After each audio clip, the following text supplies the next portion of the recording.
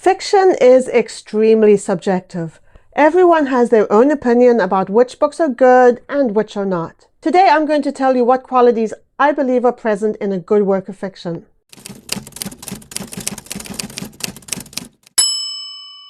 A few years ago, I started reading a book that had rave reviews. Just about everyone I knew was going on about how fantastic this book was. I read the first couple of chapters and thought, what is the big deal? My friends who had read the book said, keep reading, push through the first few chapters, it gets better. It didn't get better. I hated it. And so I stopped reading it, which is highly unusual for me.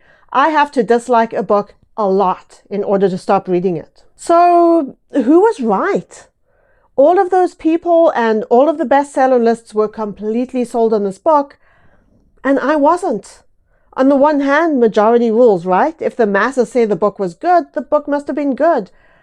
But subjectively speaking, I didn't like the book. And it's not even a question of whose opinion is right or wrong. That's the great thing about opinions. They're not right or wrong, they're just ours. And everyone has a different opinion about what makes a good book good. Soon I'm going to start doing book reviews on this channel, and I thought it would be good to first talk about what qualities I look for in a book. I'll use one of my favorite books as an example, Stephen King's 11/22/63. I'm not generally a fan of Stephen King's books. I think he's a remarkable writer, but he tends to write in a genre I don't enjoy reading. But this book is different to his usual fare. The one-sentence plot summary of the book is this. A guy travels back in time to try and prevent the assassination of John F. Kennedy. I'm not going to say anything about how he does this or what happens. I recommend that you read the book and find out for yourself. I'm not putting spoilers in this video. So the first thing I believe every good book needs is a strongly written protagonist. The protagonist is the main character, the person having the adventure or embarking on the mission. It's the character we are rooting for. The protagonist in this book is called Jake Epping. He is well written, but I found that it takes a bit of time to appreciate what he's like as a person. I mean, you don't dislike him in the beginning, it's nothing like that. He's a likable enough character. But you get a few chapters into the book before you get a sense of what fires him up. What is he passionate about? What does he believe in? A sign of a well-rounded protagonist is the presence of flaws.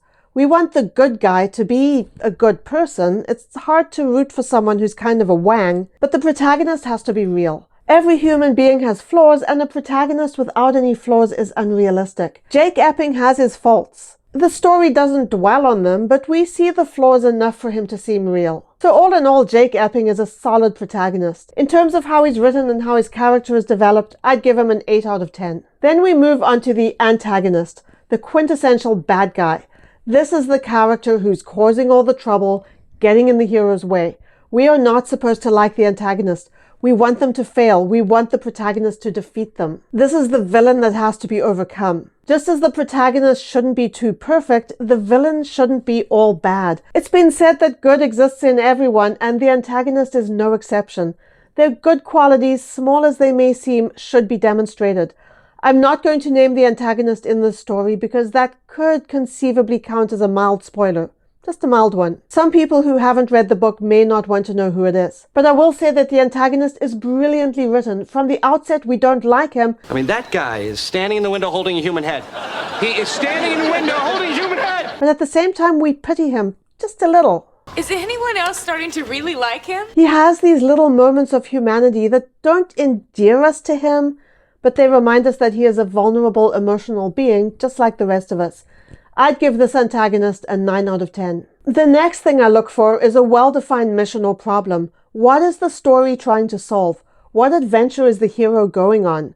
What is the conflict or the crisis or the quest? I'm not a fan of having to get halfway through the book before getting a sense of what the goal is. Even if it's just in a general sense, it's hard to root for the hero if we don't know what they're trying to accomplish. In this book, we only find out what the mission is halfway through chapter 3. It's not terrible. There is a ton of action that goes on in the first 3 chapters, and there's a significant backstory that takes up some of that. So I was fine with waiting 3 chapters to find out what the adventure is, but it might be a little off-putting for someone who likes the action to be boom, boom, boom, conflict, escalation, crisis, resolution, done. Once we find out what the mission is, it's crystal clear, and the narrative stays on that path very well. I need you to go back there to prevent the assassination of John F. Kennedy. We have the typical story arc of the reluctant hero who has to be persuaded to go on the adventure. Once he is on the adventure, he is dedicated to seeing it through to its conclusion. For the mission or goal of the story, I'd give it a 9 out of 10. Next, did the story hold my attention?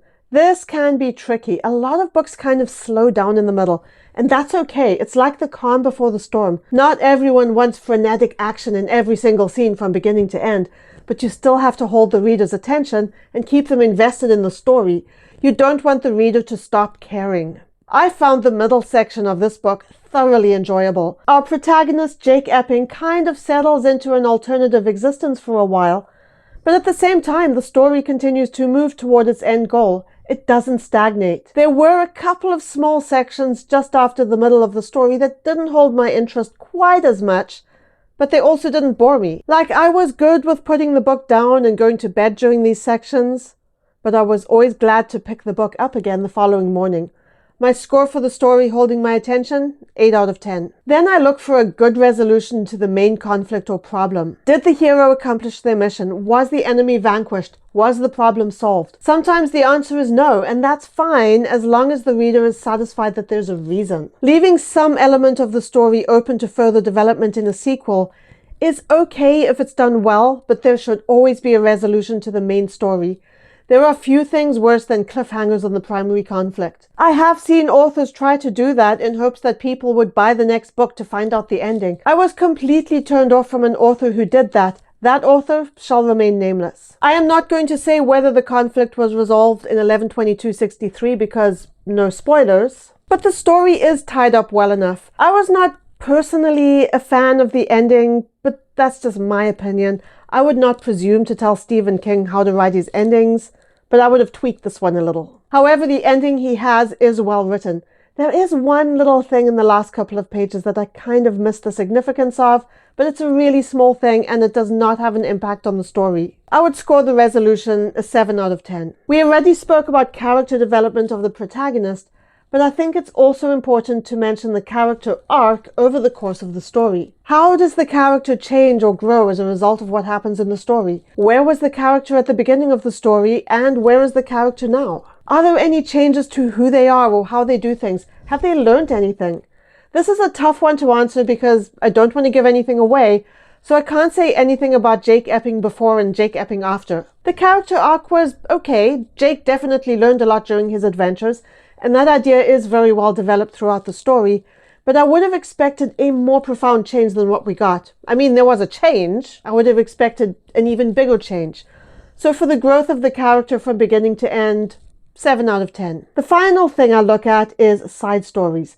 Every good novel have these because it's the way life is. When you are in the middle of a crisis or a major life event, people are still getting married, changing jobs, buying or selling houses. People are born, people die, people get sick. And without those things happening in the lives of the characters, the story falls flat because it lacks dimension. So although those side stories don't necessarily have an impact on the main conflict, they are important because they add depth. This book has some fantastic side stories, and they're told in a way that enhances the book as a whole. The side stories are not distracting, and although not every single question is answered at the end, nothing major is left unresolved. For the side stories, I give this book a solid 9 out of 10. And that gives us a total score of 57 out of 70. And yes, I score the books I read because I love to read, but I also love data and numbers. So call me a geek. If you've read this book, let me know what you think of it. If you're giving spoilers in the comments, please put a spoiler alert at the top and then leave a gap, just for the benefit of anyone who hasn't read this and is planning to. And let me know what qualities you look for in a good book. Let's get a conversation going about this. Thank you for watching, everyone. If you're into books, writing, reading, please consider subscribing. I'll see you in the next video.